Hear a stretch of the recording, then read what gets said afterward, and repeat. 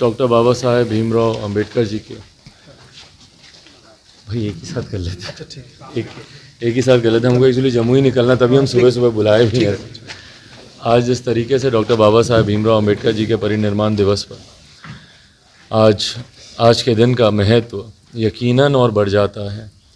ज़रूरी है डॉक्टर बाबा साहेब भीमराव अंबेडकर के विचारों को, उनके सिद्धांतों को उम्र भर जिस तरीके से उन्होंने अपना जीवन समर्पित किया, समाज के दलित, शोषित, वंचित, पिछड़ा वर्ग से आने वाले, अल्पसंख्यक समाज से आने वाले सर्व समाज को जिस तरीके से उन्होंने एकजुट करके और समाज के ऐसे वर्ग जो हाशिए पर मौजूद हैं उनको किस तरीके से मुख्य धारा में जोड़ा जाए। ना सिर्फ उन्होंने अपना जीवन इसके लिए समर्पित किया, बल्कि संविधान के निर्माण के दौरान कई ऐसे विशेष प्रावधान उन्होंने किए ताकि ये समाज मुख्य धारा के साथ जुड़ पाए। पर क्या उनके इन प्रयासों के बावजूद आज़ादी के 75 साल के बाद भी क्या हम उनके सपनों के भारत को बना पाए हैं? नहीं। आज भी भारत में कई ऐसे उदाहरण हैं और कई ऐसे राज्य हैं, बिहार जैसे राज्य, जहाँ पे आज़ादी के 75 साल के बाद भी भेदभाव जाति के आधार पर किया जाता है, धर्म के आधार पर किया जाता है, उत्पीड़न, प्रताड़नाएं जाति के आधार पर दी जाती हैं। ऐसे में यकीनन जहाँ पे भी डॉक्टर बाबा साहेब भीमराव अंबेडकर होंगे, उनको इस बात का दुख ज़रूर होगा कि उनके जाने के बाद कई ऐसे राजनीतिक दल हैं जो उनके विचारों की तिलांजलि दे रहे हैं। ख़ास तौर पर कुछ ऐसे दल और कुछ ऐसे नेता, मुख्यमंत्री नीतीश कुमार जी जैसे, जिन्होंने उनके सपनों को रौंदने का काम किया, उनके विचारों को कुचलने का काम किया। आज जिस तरीके से प्रदेश में दलित उत्पीड़न की घटनाएं बढ़ी हैं, आज जिस तरीके से बिहार के अलग अलग ज़िलों में आप चले जाइए, समाज के गरीब वर्ग के लोगों के साथ जिस तरीके से अत्याचार किया जा रहा है।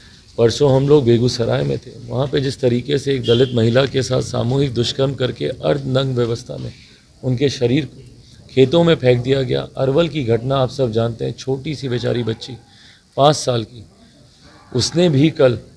उसकी भी कल मृत्यु हो गई। उसकी माँ को पहले ही जलाकर मार दिया गया था। भागलपुर की घटना, जिस तरीके से महिला को टुकड़ों में काट दिया गया, ये तमाम घटनाएं दिखाती हैं कि आज की तारीख में कम से कम डॉक्टर बाबा साहेब भीमराव अंबेडकर के विचारों पर चलने वाली सरकार बिहार में तो नहीं है। और मुख्यमंत्री नीतीश कुमार जी यकीनन एक नैतिक अधिकार खो चुके हैं। सत्ता पक्ष में है भैया, आपकी सरकार है, सवाल खड़े करके आप किसको मूर्ख बनाने का प्रयास कर रहे हैं? कोई अगर सिर्फ सत्ताधारी पक्ष के लोग अगर बोले कि भैया हम लोग सवाल खड़े कर रहे हैं, हम लोग इसके खिलाफ आवाज़ बुलंद करेंगे। कई ऐसे दल हैं जो कि सत्ता में रहकर बोल रहे हैं भाई पासी समाज के लिए होना चाहिए। तो भाई क्यों है आप सत्ता में? फिर अगर आप सत्ता में रहकर अगर अपने समाज का संरक्षण नहीं कर सकते, सत्ता में रहकर अगर आप बिहारियों के हितों की रक्षा नहीं कर सकते, तो आप लोग को सत्ता में रहने का वैसे ही कोई नैतिक अधिकार नहीं है। ये खाने के दांत और दिखाने के दांत वाली बात है भैया। आप दिखावा कर रहे हैं। आपके हाथ में है पूरी विधि व्यवस्था, आपके हाथ में है पूरी कानून व्यवस्था, आपके हाथ में है शासन प्रशासन।